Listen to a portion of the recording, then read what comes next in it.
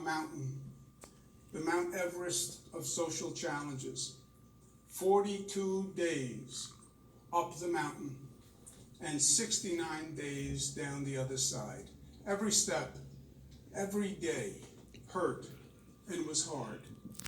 It was frightening and bad. But I really believe we will be the better for it. I believe we are. I was talking to Michaela the other day. She was supposed to graduate from college this year, and she was going to have a great ceremony and a big party. And I said that I was sorry that she would miss that, but she said something interesting. She said she was disappointed about missing the ceremony, but that she had learned a lot over these past 3 months. She learned about herself, she learned about government, she learned about... Isn't this great? We're listening to Spaghetti and Meatballs, Governor Cuomo talking about sacrifice and what his daughter learned. Why don't you ask all the people that lost their businesses, their homes, their jobs, what they learned? Because of your vanity and your complete lunatic asylum logics, right? That have just destroyed the state of New York. We won't talk about that. Now, you're going to talk about unity? Go to Lower Manhattan and see about the unity. Go to Madison Avenue. Why don't you go see all the destroyed businesses, the wrecked lives that'll never be the same? But we get to hear about your daughter's feelings because she grew from this.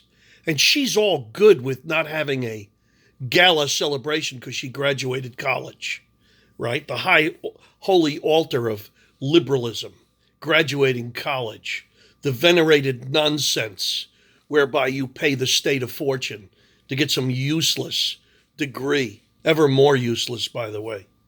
I'm not talking about the professional degrees. I'm talking about Joe College at a state school, you know, where he studied Buff Your Unit 101 to support lunatics like this guy with his ever-expanding ego of nonsense.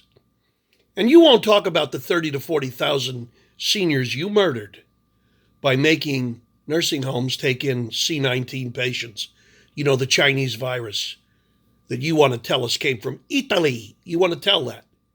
You're not saying that so much anymore. It was a European virus, right there, El Duce Jr.? People. That she had gotten an education just when she thought her education was over. She's right. And after 62 years, when I thought that I had seen it all, I got an education too. A few weeks ago, I had been thinking that I was disappointed that we didn't get to unveil our new state seal, that our legislature just changed to add the words e pluribus unum, out of many one. We did it back in April because we thought the country needed to remember at this time of division that Americans are one. Again, the great misquote. This is right up there with Bring Us Your Tired, Huddled Masses, which was added later on to the Statue of Liberty, which, by the way, had nothing to do with the Statue of Liberty. Nothing. But they keep rewriting narratives. E pluribus unum meant from many disparate colonies, 13 to be exact, we will act as one in concert union. That's what it meant. It never meant from the many we become one person. Okay?